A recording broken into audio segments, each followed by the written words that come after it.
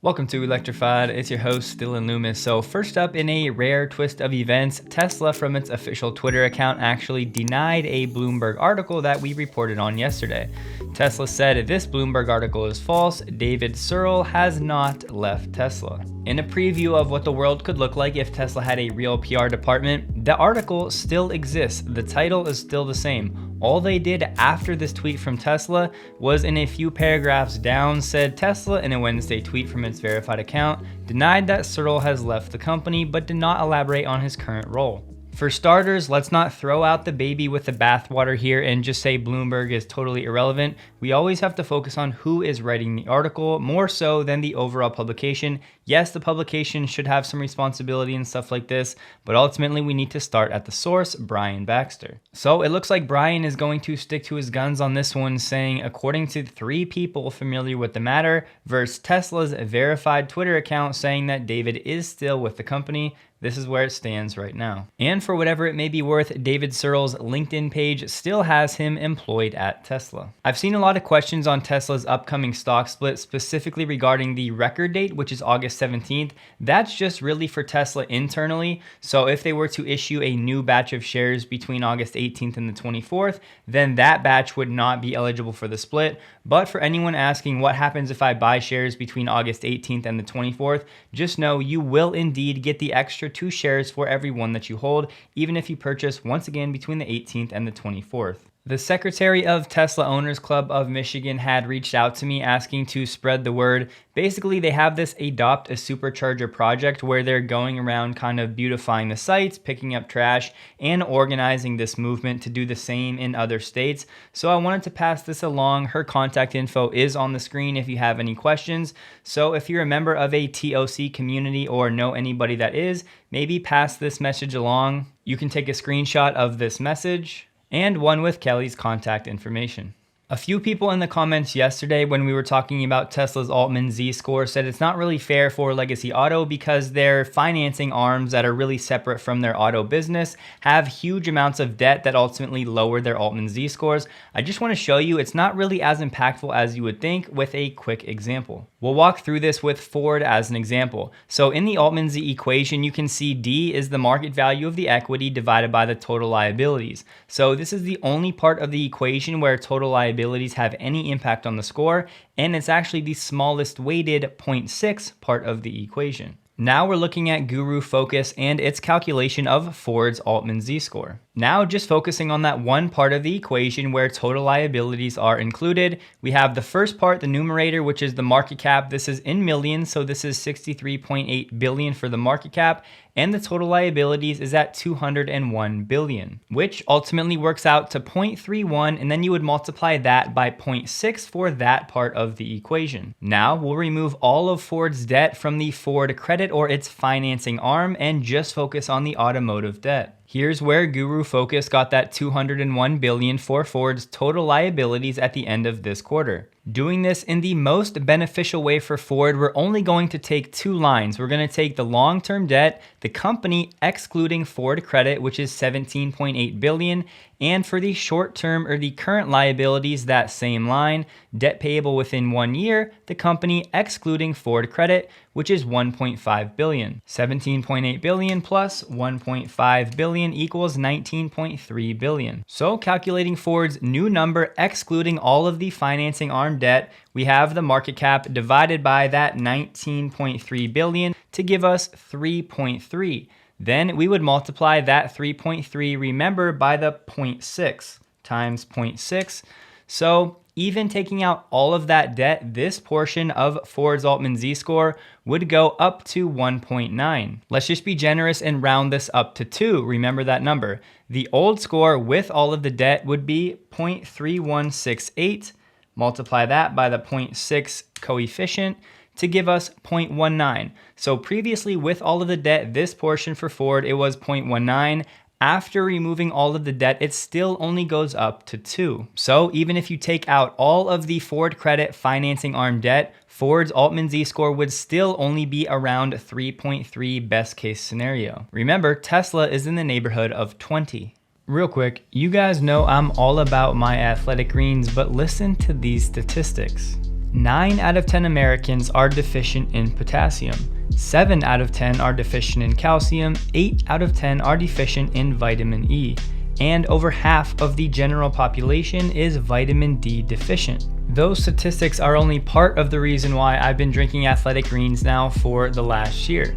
AG1 is the sponsor of today's video, but whether they sponsored the channel or not, I would still be urging my friends and family to check them out. AG1 has 75 vitamins, minerals, and probiotics that when taken consistently can support gut health, energy, immunity, recovery, and focus. Just mix 1 scoop in 8 ounces of water, mix it up, and your superfood cocktail is ready to enjoy. I add in a drop of AG1's vitamin D3 K2 as well.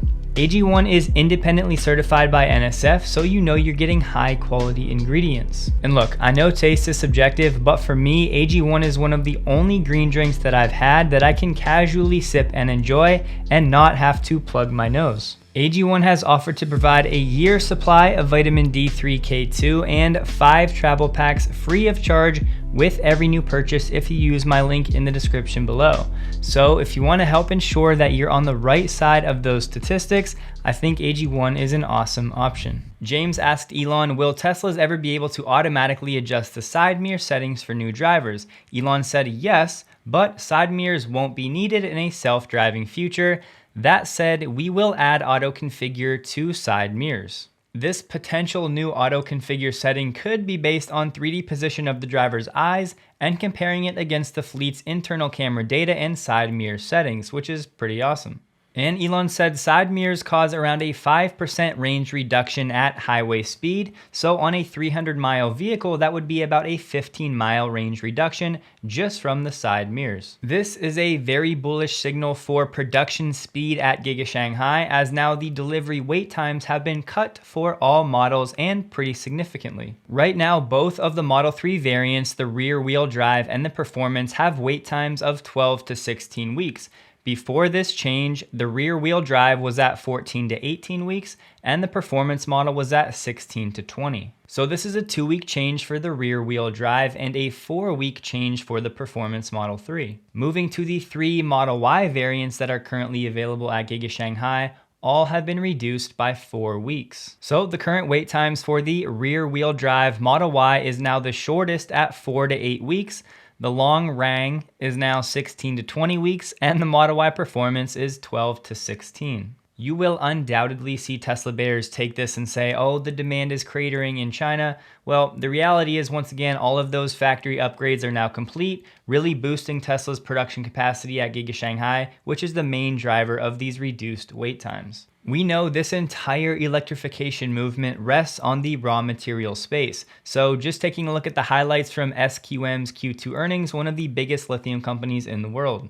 They said, we believe lithium demand will grow at least 35% this year when compared to last year. As we have seen in the past, a lot of new lithium supply outside of SQM has been delayed and slow to come online. As a result, we believe the supply-demand balance will be tight for the remainder of the year and that this high-price environment could continue throughout 2022. This right here is a much bigger deal than I think a lot of people expect. Tesla Energy is still very slept on, and understandably so. It's a very small percentage of Tesla's revenue right now. However, this new virtual power plant pilot, if you will, is really a preview of what the future should look like. I saw a lot of questions on this, so I just want to give you some answers direct from Tesla's website. While there's currently only around 2,300 fleet homes participating in this VPP, this could potentially grow to over 50,000 Powerwalls. Now, I'd like some official data as per what's the average number of Powerwalls at each of these fleet homes, but I'm not sure we have that right now. This is called the Emergency Load Reduction Program, and it's actually being offered by the utility company Pacific Gas and Electric in California. Fleet homes participating will receive $2 for every additional kilowatt hour your Powerwall delivers during an event. And yes, you do have the ability to set a backup reserve so your Powerwall won't be drained if you actually need some of that power for your own home. You will still be eligible if you have a Powerwall, even if you do not have solar. The easiest way to think about this program is that these Powerwalls are going to work in tandem to basically act like grid load stabilizers during peak demand so that the grid can be less reliable on these peaker plants. And the best part is once you have your backup reserve limit set, a lot of this happens automatically. You'll get notifications of upcoming events, and your Powerwall system can prioritize charging and prepare for an event after the event is scheduled. If you get notified of an upcoming event, but you need all of that power for whatever reason, you can opt out of single events, and you can opt out of participation by toggling it on and off in the app. So for whatever reason, say over the summer, if you just want to opt out of the program, you can do that very easily, and you can opt back in at any time. And in terms of actually being compensated for this program at the end of the season, typically towards the end of the year, PG&E will do all of the calculations and your actual payment will come from Tesla. You can expect payment once again for this program before the end of March 2023. And this over 15,000 kilowatt figure, or 15 megawatts by these 2,300 homes, is not an insignificant figure. So to help balance and stabilize the grid and make maybe $70 per event, it's not a bad gig. To be clear, Tesla is not the only company working on this VPP hardware and software. A German company, Sonnen, actually released something like this with their Sonnen VPP back in 2020. This company does have a WattSmart program for customers in Utah and Idaho in the United States when they add a Sonnen battery to their solar home. So not only for residential, but Sonnen is also partnering in the United States with builders, developers, and utility partners. With each passing year, there are new pockets around the globe where the utility companies are partnering with companies like Tesla and realizing that, hey, we can harness energy from the sun, from the wind, store it, deploy it, do these virtual power plants. It's just better than the current system. Now, yes, power walls and solar panels are still cost prohibitive for many people, but over the next 5, 10, 15, 20 years, this is very clearly the direction we need to go. And just because Tesla is not the only company working on this does not mean they're not a leader in this space, because they are. And it's crazy because all of this from just a car company. Due to a heat wave that is sweeping across China, now CATL, one of the biggest battery producers in the world, is temporarily shutting down its lithium battery production facility to conserve power as more people are turning up the AC. Yeah, exactly. And it's not just a knock-on effect on the economy here in China, but also could potentially have knock-on effects on the global economy. Sichuan now is in southwest China. It is one of China's largest provinces with 84 million people. It's ordered all factories to shut down production for 6 days to ease that power shortage. Now, to your point, this is a key and important province because it's rich in minerals like lithium and polysilicon. It's a key manufacturing location for the semiconductor industry and also for the solar panel industry. You've also got China's battery giant that supplies to Tesla that also has a factory in that region. So shutting down these factories for the week, it's got the impact, of course, on the factories and their manufacturing capacity, but overall could also tighten the supply of polysilicon and lithium, which could potentially push prices higher.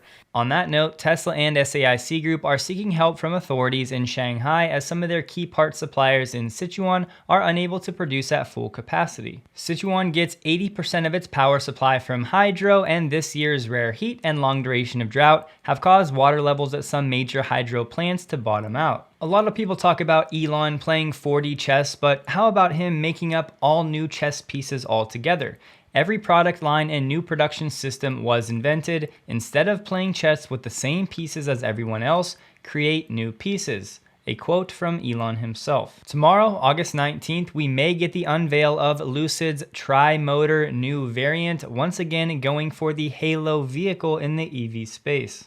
If you're into AI and semiconductors, we have the Hot Chip Symposium coming up in 3 days, and there are 3 Tesla presentations scheduled for this symposium, going over Dojo D1 architecture, Dojo and machine learning training, and enabling AI through system integration. The symposium will be held August 21st to the 23rd. This will be a virtual conference, however, all presentations will be recorded and made available after processing, so I'll see what I can find next week. Yesterday, we talked about how Dodge was discontinuing the ICE versions of the Charger and the Challenger. Well, now they have unveiled a concept prototype vehicle, so no guarantees this ever makes it to production. I just wanted to highlight what they're doing, trying to mimic the sound of a combustion engine. I think this is a Terrible idea. I mean, honestly, for the true diehard ICE fans, are they really going to enjoy this new fake sound?